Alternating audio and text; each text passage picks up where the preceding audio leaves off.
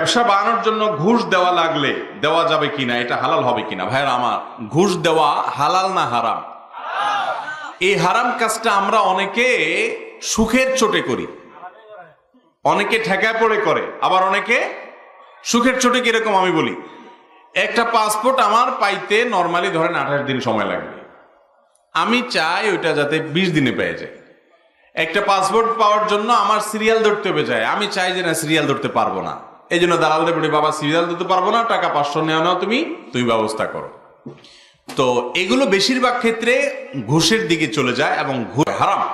এবং যারা ঘুষ দেয়, ঘুষ গ্রহণ করে, তাদের উপরে আল্লাহ লানত বর্ষিত হয়। বিশেষ করে কেউ যদি নিরুপায় হয়ে ঘুষ দেওয়া লাগে, যে এছাড়া তার চাকরি হয় না, সবাই জুলুম করতেছে, কেউ তাকে ন্যায্যভাবে তার অধিকার দিচ্ছে না, তাহলে তো নিরুপায়, বিদ্যুতের লাইন পাচ্ছে না, গ্যাসের লাইন পাচ্ছে না, ঘুষ ছাড়া কোনো রাস্তাই নেই, এরকম যদি হয় আল্লাহ মাফ করুক, তাহলে যে দিচ্ছে তার গুনাহ হবে না, কিন্তু যে খায় তার গুনাহ সর্বাবস্থায় হবে। ব্যবসাকে বাড়ানোর জন্য ঘুষ দেওয়া এটা জায়েজ নয়। যান বাঁচানোর জন্য, জীবন রক্ষার জন্য উপায় নাই, আর ইনকামের কোনো পথ নাই, তখন আপনি ঘুষ দিচ্ছেন, সেটা ভিন্ন কথা। কিন্তু ব্যবসা বাড়ানোর জন্য, ওই যে বললাম সুখের চোটে ঘুষ, এটা দিবেন না। হ্যাঁ, এমন হলো যে ব্যবসা টিকিয়ে থাকাই সম্ভব নয় ঘুষ না দিলে, এরকম পরিস্থিতি হলে আশা করা যায় আল্লাহ তাআলা